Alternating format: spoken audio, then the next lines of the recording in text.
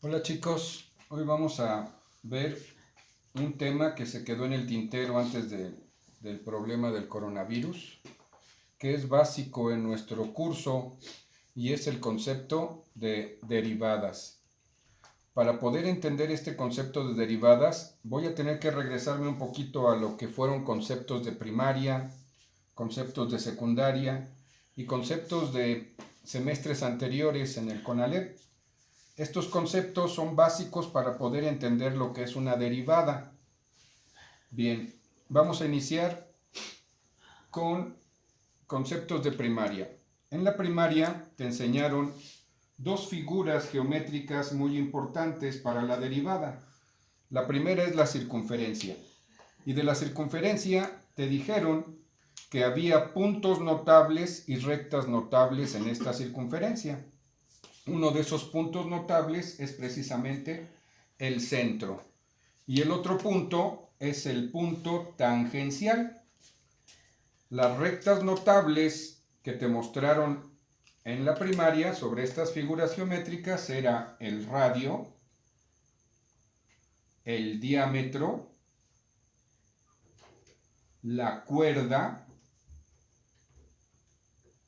y la recta tangente. La tangente y el punto tangencial es la que vamos a utilizar nosotros para entender la definición de derivadas. Nos vamos a olvidar entonces del centro, el radio y el diámetro. Y nos vamos a quedar con estas dos líneas, la cuerda y la tangente. Ok, otra figura geométrica importante en la primaria fue el triángulo. Nos enseñaron que el triángulo, de acuerdo a sus lados, se clasifica en triángulos isósceles, escalenos, y de acuerdo a sus ángulos, en acutángulos, y bueno, en nuestro caso, el triángulo rectángulo. Esta figura, que es el triángulo rectángulo, es la que nos va a servir para definir nuestro concepto de derivada. La característica del triángulo rectángulo es que tiene uno de sus ángulos una medida de 90 grados. Esa es la característica del triángulo rectángulo. Con estos dos conceptos nos vamos a la secundaria. En la secundaria volvimos a utilizar nuestro triángulo en función de calcular las dimensiones de sus lados. Para calcular las dimensiones de sus lados nos dieron un teorema, el teorema de Pitágoras.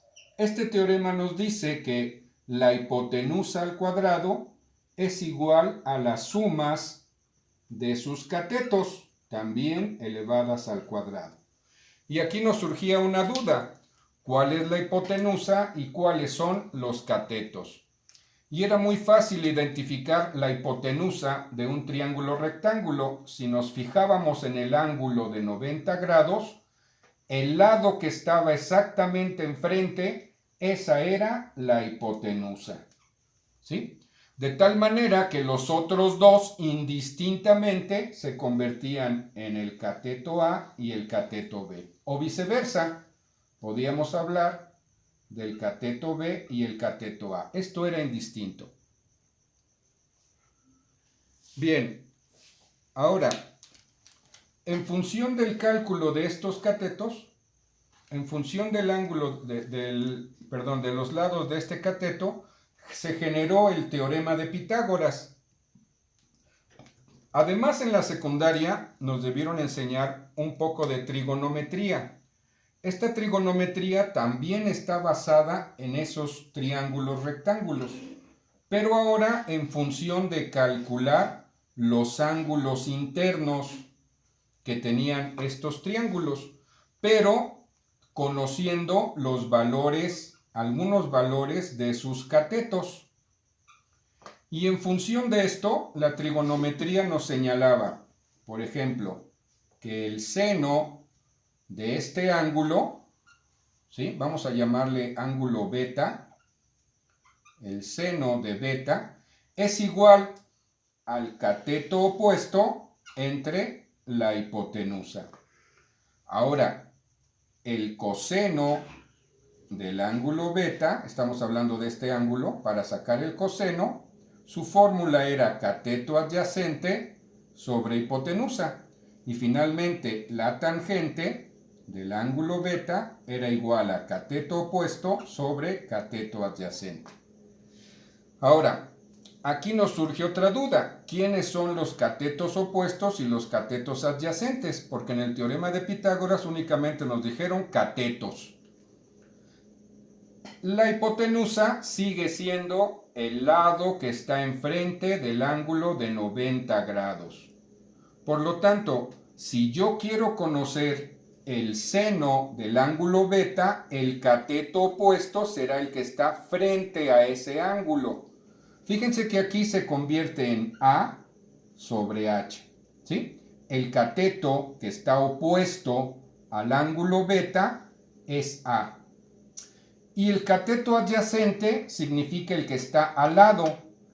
El lado que está a un lado del ángulo B, aquí lo vemos, es el cateto B. Entonces aquí tengo B sobre H.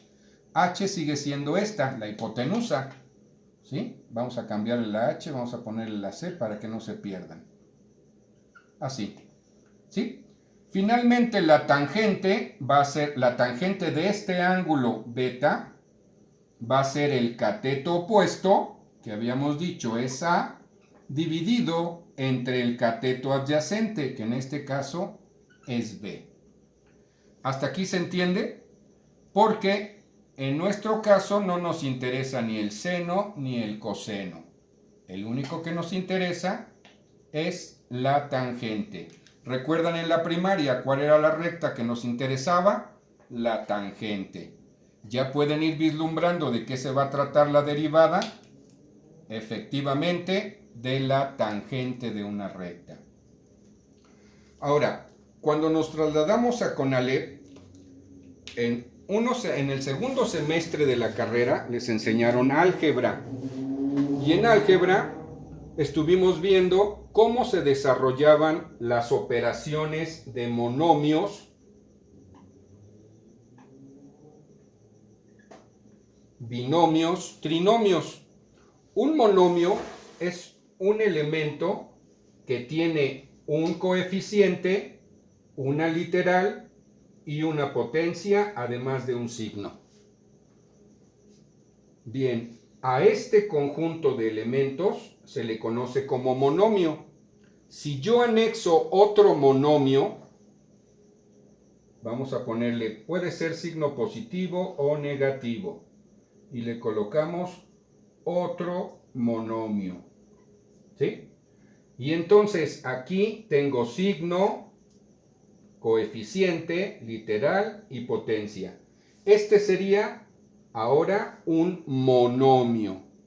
Las operaciones que hacíamos de monomios con monomios son precisamente el problema de álgebra que muchos de ustedes tienen. Realizar operaciones de un monomio contra un binomio, o de binomio con binomio, o de trinomio con trinomio. Esto es un trabajo que ustedes ya deben conocer. Por lo tanto, no me voy a detener mucho en ello. También en el primer semestre les enseñaron a graficar funciones. Una función se graficaba mediante un tabulador, donde le dábamos valores a X para obtener valores en Y. ¿Qué valores le dábamos a X? Los que ustedes quisieran.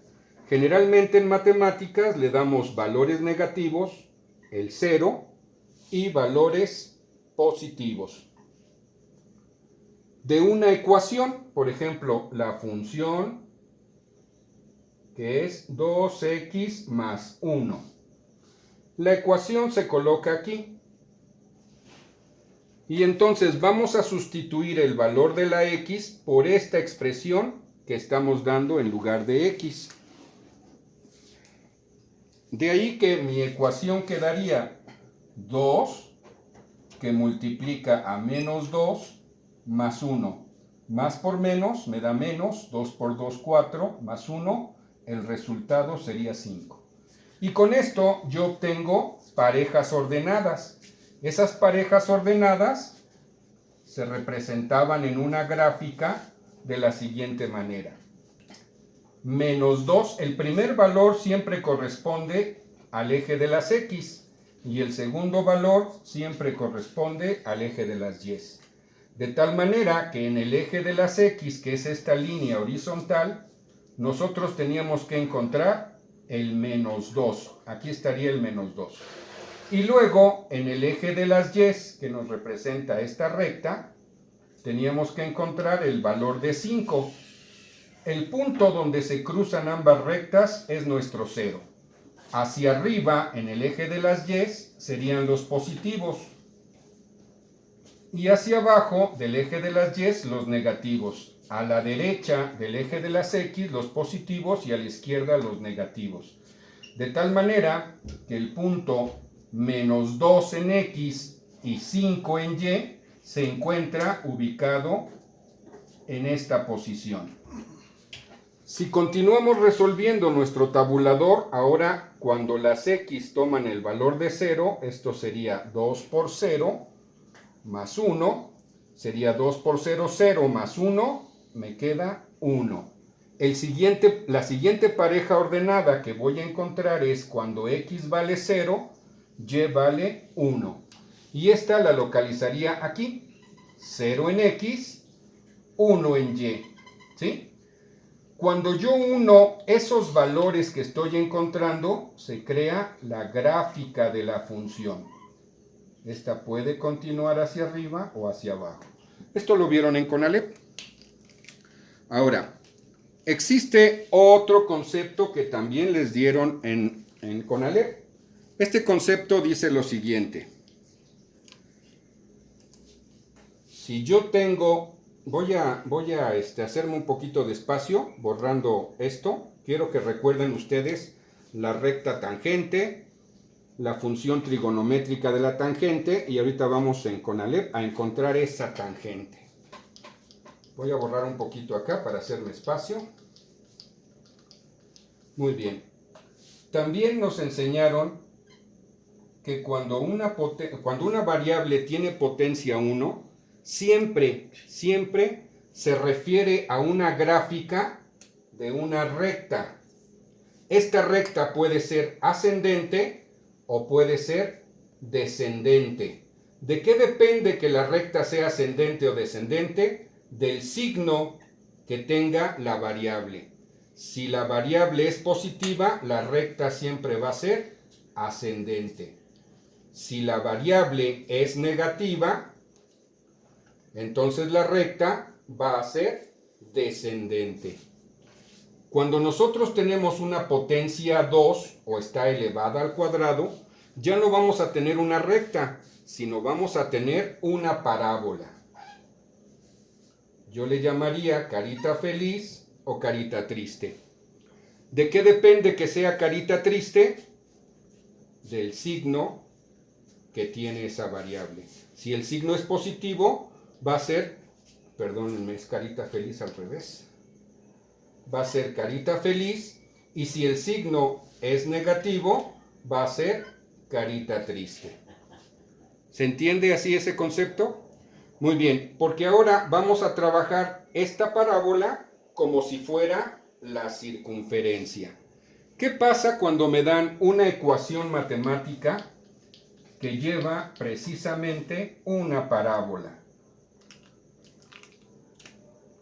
Vamos a poner aquí eje de las Y, eje de las X, y nuestra ecuación matemática será la siguiente función.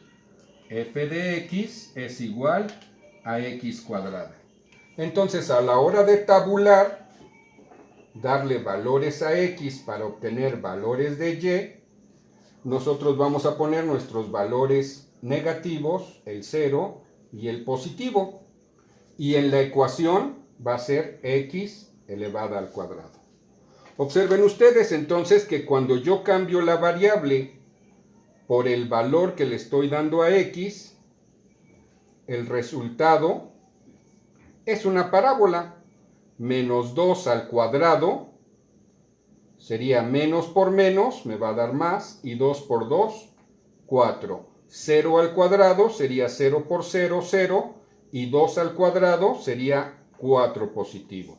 Observen ustedes entonces, cuando x vale menos 2, y vale más 4. 1, 2, 3, 4. Aquí estaría el primer valor. El segundo valor es de 0 en x y de 0 en y.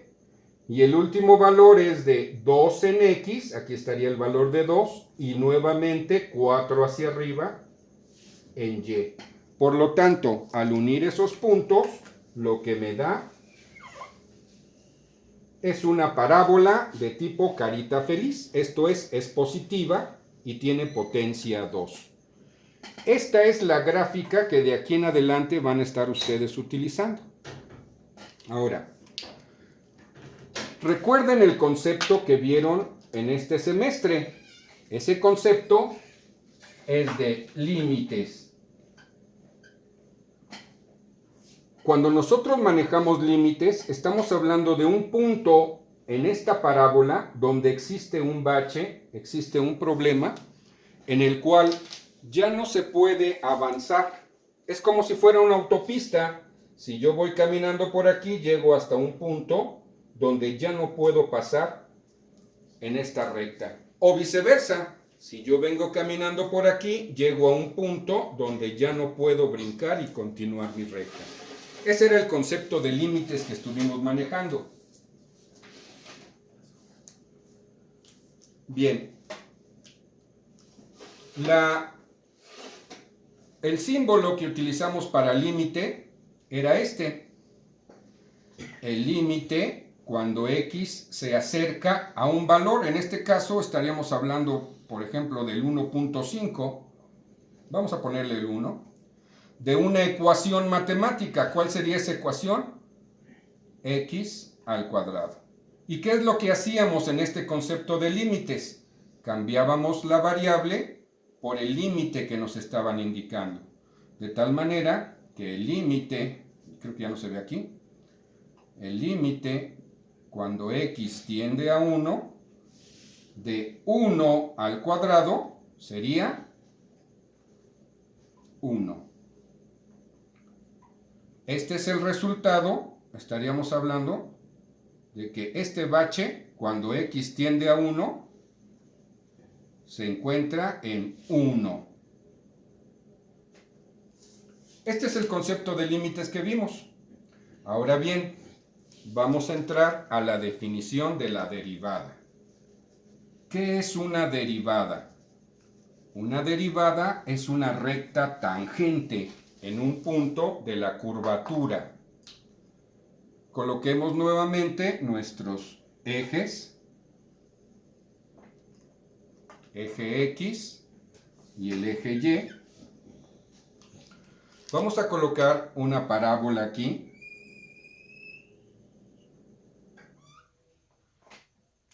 Y vamos a establecer los elementos de esa parábola. Vamos a pensar que tengo un punto determinado aquí.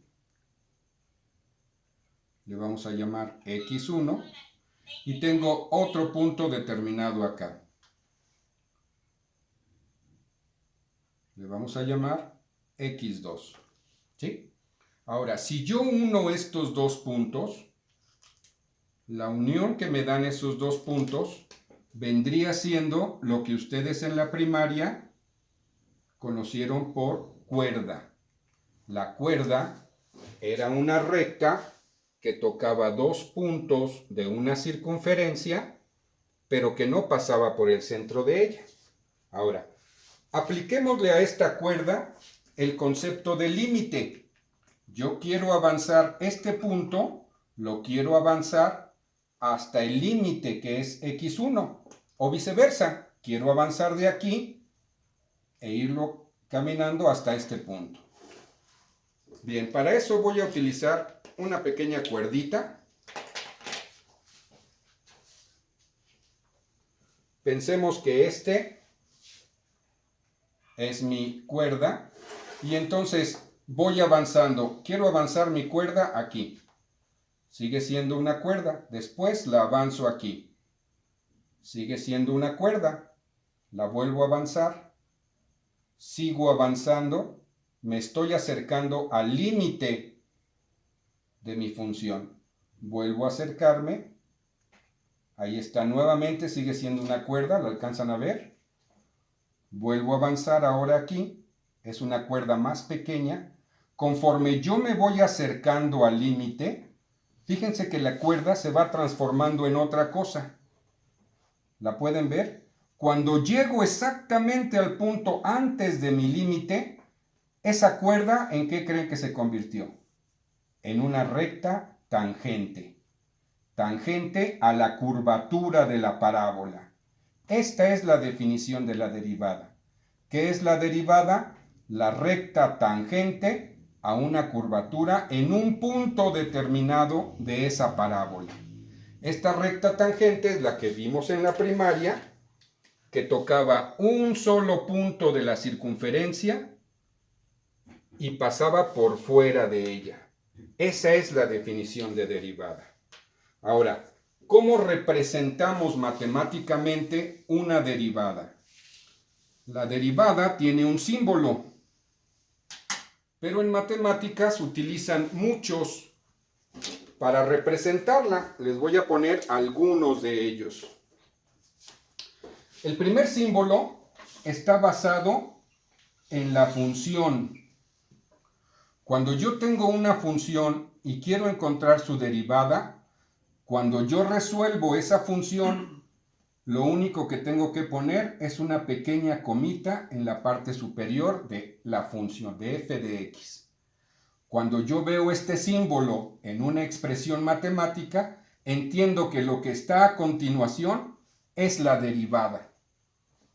Otro símbolo que se utiliza para representar una derivada, ¿ustedes saben quién es f de x? Es y. Y entonces, si a f de x le puse una comita para representar la derivada, a y si le pongo una comita, también me va a representar una derivada. Otro símbolo que se utiliza para las derivadas es este. La diferencia de valores de la variable y dividido entre la diferencia de valores de la variable x. A estas diferencias de valores son los incrementos en el que fue cambiando la liguita, ¿se acuerdan? Fue disminuyendo o puede ir aumentando. Es la diferencia de esos valores que están en función de la variable y de la variable x, o sea, del eje x y del eje y.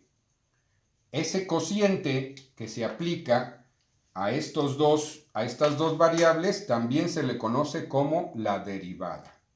Otro símbolo que pueden ustedes encontrar en los libros es precisamente la diferencial de y entre la diferencial de x, de esta manera. En algunas otras ocasiones los autores ponen un pequeño triángulo.